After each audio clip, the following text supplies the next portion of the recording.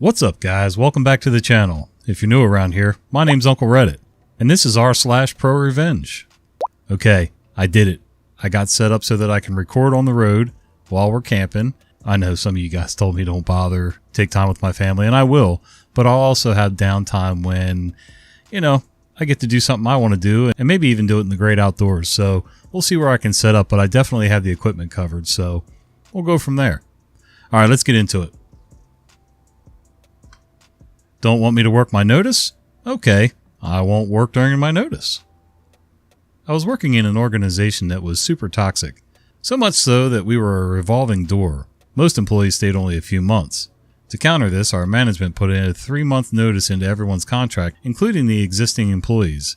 It's not strictly illegal where this happened, but very unusual. I believe the idea behind that was to make it harder for the employees to find a job outside, as potential employers didn't usually want to wait for 3 months. However, this didn't work as most people simply quit and waited for a month or two before starting their job hunt. I was there for almost 4 years. I needed the money, so I put up with whatever abusive stuff was thrown at me. My boss was a guy we'll call Vince, not his actual name. Now, Vince was not particularly good, but he sometimes respected the fact that I was the most tenured grunt in his organization.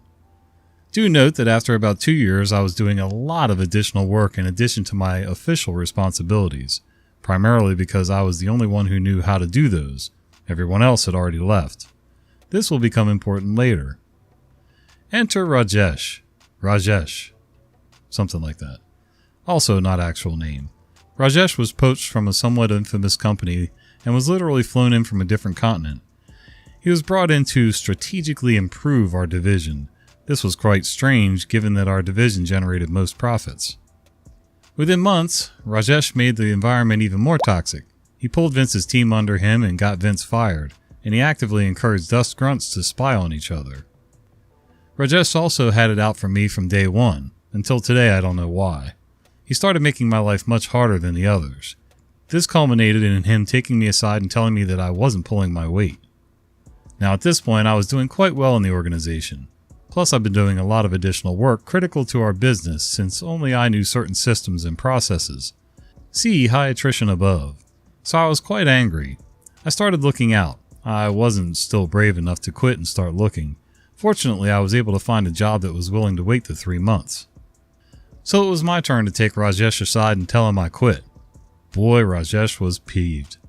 He went from denial, "You can't quit," to negotiation, "What if I give you a raise at the year end?" before acceptance. Thus, I was serving my notice and working away like an honest bee, my usual work plus the additional work. At this point, I was called in by HR and told that Rajesh wanted me gone.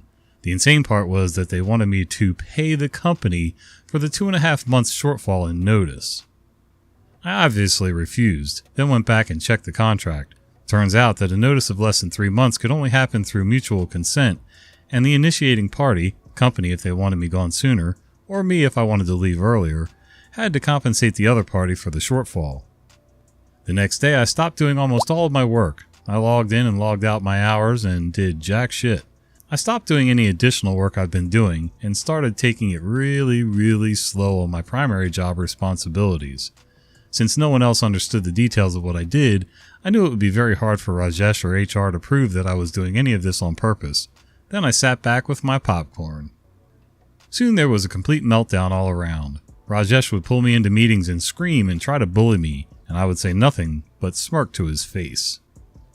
Next day, they tried to have someone else learn the additional work I used to do from me so that they could do what I did. Remember I said earlier how I was the only one who knew some of the old systems and processes? Well, now I claimed I didn't really remember any of them, so obviously there could be no handover. Rajesh could do nothing as none of this had been my responsibility or part of my contract, since the leadership had been only too happy to see me do this for free. Soon my workplace turned into a dumpster fire. The HR and Rajesh smartened up and offered to buy out my notice if I cooperated and helped transition my work. I refused. Then, to twist the knife further, I started having meetings with fellow grunts. Remember, everyone was always a newbie, and encouraging them to leave as well. Indirectly, nothing that could implicate me. HR tried to get me to leave twice more, but I ended up serving the full 3 months. Remember the mutual consent part. Edit. Made minor edits for better readability. Thanks for the feedback, kind people. Edit 2. Since a lot of people asked, the company's still around. They started outsourcing a lot of our work to Asia, specifically the country that Rajesh was originally from, where I believe the labor laws are much less stringent and employees are much more willing to put up with a toxic work environment. Rajesh is also doing very well for himself. He has now moved to yet another country, one a lot of Redditors are from, and is with an employer that employs a ton of people. I suspect some of you reading this have or will come in contact directly or indirectly with him. My condolences. That's one thing I can't stand is a toxic workplace. There's just no reason for it, except people are crazy. You have some people who are power hungry, or money hungry, or both, and they want to see how fast they can get to the top, and it doesn't matter whose neck they step on to get there. Then you have those that just want to keep their heads down and do their work and collect their paycheck.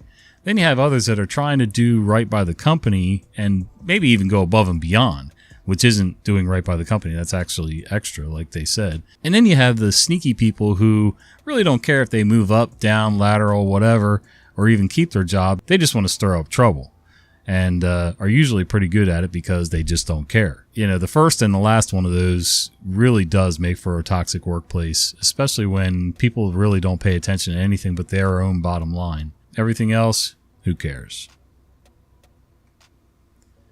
Using my parking space? All good. You'll be using it forever. So I'm living in Japan now, and here people ride bicycles a lot. You can't leave your bike anywhere, and you have to pay for parking between $1 and $2 a day. There are very few free parking areas for bicycles. Most people leave their bikes at the same place, so they pay monthly because it's cheaper and you have your own space. This started a couple of weeks ago. Someone in my building started having a guest who decided to steal my bicycle parking space whenever they came to visit. Sometimes they stayed the whole night, so I had to go to the station, pay $1 and come all the way home walking, which meant I would need to walk to the station the next day. Getting up earlier, walk like 20 minutes to the station while carrying my heavy bag. All the bicycle spaces have a number, which means they are reserved for someone. Mine is the 105, but this guy decided to take mine whenever they came to visit. The second time this happened, I told the building manager, but they didn't do anything. The third time I saw the bicycle there, it was the same red expensive bicycle, I left a note in Japanese saying, "Please don't leave your bicycle here. This is my space and I'm using it every day." I found the note taped, with the tape I used to tape it on their bike, to my parking space, and it had a couple of bad words in Japanese at the end. Basically, he was not only stealing my space, but making fun of me by insulting me. Fine. It's just fine. I probably wouldn't have done anything about it if he hadn't written those words. This triggered me and got the worst in me. This person did it again a couple of times, so I knew this would continue. I was thinking about buying another bicycle, a better, more expensive one I could use to go on cycling trips, so a good chain and luck was needed anyway. I bought one of the thickest they had at the store and decided to try its efficiency. I locked his bicycle next time I saw it there. It hasn't moved for the last 7 days. There were 2 notes. The first one was a very aggressive one, with more bad words and threats about going to the police, which I don't care. Let's go that way, buddy. Second note, days later, was an apology, and they begged for me to unlock the bike because they tried to break it, but they couldn't. I guess he's learned his lesson. I'm pretty sure he won't do it again, but I just want to enjoy this feeling of victory a couple days more. I will free it in 2 to 3 days, I guess. Edit. Thank you very much for the awards, the support, and all the comments. You guys are amazing. In order to keep my name out of any legal issues, I changed parking lots. It's not as close as this one, but I could come back in a month or 2 and I would be getting a new space, so it would be okay. I left a tiny and very discreet note saying I will free his bicycle in exchange of $100. I wanted to ask for more, but probably he wouldn't pay it. I wrote, "Tape the bill under the seat." I'll wait a couple of weeks. If he doesn't pay, I'll take it out at night, as far as possible from the place, steal his seat, cut the brakes and tires, and all the other small pieces I can get or destroy. I can't steal the bike and dump her somewhere else because he locked it so I would need to carry it. The lock I got is the thickest and one of the most expensive in the bicycle shop. You can't cut it with normal tools because the thing is as thick as my finger. I'm pretty sure you need some kind of industrial tools to cut it. It would be easier to cut the parking device because the metal's thinner there. I'll never understand why people have to do that. First of all, they didn't pay for that spot, so they're getting it for free. Second of all, you did pay for that spot, so now you're paying for them to be able to park their bike. People are just arrogant and rude and take advantage of anything and everybody they can. I'm all about that parking revenge. Thank you, Donatius, for reminding me of this fun story of revenge. Obligatory, not my story. I was barely involved. Info leading up to the revenge. So a while back at my other job at an animal shelter, myself and a couple co-workers were talking, and one co-worker mentioned that her son's car kept getting messed up in the student parking lot at the high school. So I asked why, and she said that apparently another student has it in his head that that one particular spot in the student parking lot is his, despite there never having been assigned parking at that school. Now this kid, who I'll call Little Crap, has a tow truck. Not even one of those big flatbed trucks. It's a crappy little beater pickup with a tow hook in the back. If you've seen the movie Cars, think slightly bigger than Mater. Anyways, whenever someone parks in Little Crap's spot, he then tows that person's car out and parks in the aforementioned spot, usually damaging the vehicle in the process. Well, while my coworker was telling us this, I said, you know what would be funny? Parking the Bearcat in that spot and weighing it down. It would be hilarious to see that Little Crap try and tow that big chungus of a vehicle. The chief of police was chatting with us. The animal shelter in my hometown is considered part of the police department, and officers will occasionally visit us every once in a while. And he laughed and said, I'd love to see that. The revenge. So to start, the state I live in, according to the laws, moving a vehicle a certain distance without the owner's consent and without proper towing permits is considered vehicle theft. I was told this story a few days later, so here's how it went down. The police chief placed a bait truck in the parking spot and set up a couple undercover units close by, and the truck itself was weighed down with a crap load of cement bags. My coworker said she was surprised the truck didn't collapse under the weight. Sure as anything, Little Crap shows up, sees the truck in his spot, and attempts to tow it away. Now the plan was for the undercovers to come out and arrest him right then and there.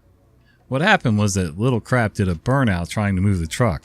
He was successful for a few feet, at least the bare minimum for a misdemeanor, and then the back axle popped out of the tow truck. The undercovers came out and arrested Little Crap. The camera footage was obtained which showed the roughly 100 other times he's done this, which of course only bumped up his charges. Okay, I'd like to have seen that too. That would be fantastic, speaking of parking revenge. We had a guy at a place that I used to work, and I don't have pretty vehicles. A, I can't afford them, and B, why bother? You're just going to use them. They're a tool. So I would still park out in the outer skirts of the lot because I just didn't want to be bothered with all the competition for spots up close. It takes like 2 extra seconds to walk that distance, so whatever. This one guy, he didn't like pick a spot and say that it was his assigned spot or anything, but what he would do is if he pulled into a spot, and they're head-to-head spots, like at grocery stores, American grocery stores, a lot of times, you pull in from one lane and another car pulls in and you're nose to nose. So if I pulled into my space and I was well within my lines, he had a longer vehicle and it tended to stick out just a little bit on the back end of his parking space, and he didn't like that. So what he would do is he would come bumper to bumper with your vehicle and then rev it up and push your vehicle back so that his was fully inside of his space and then in some of yours. I'm not sure what he was thinking, but we didn't get any police involved, but he did do it to one guy, our head mechanic, who was this grumpy old guy with, forearms bigger than, the stereotypical Popeye from turning wrenches all those years. And he decided he was going to get back at this guy, and he basically took the biggest wrench that he had out of his toolbox. It had to be about 18 inches long. And he took it out there and took every piece of glass out of that car of his. So, yeah. So be careful who you screw with out there. Hey guys, I hope you enjoyed these stories. And if you did, would you consider doing me a favor? Maybe give this video a like, subscribe to the channel, and click that little bell icon so you don't miss the fat guy with the beard telling you stories. See ya!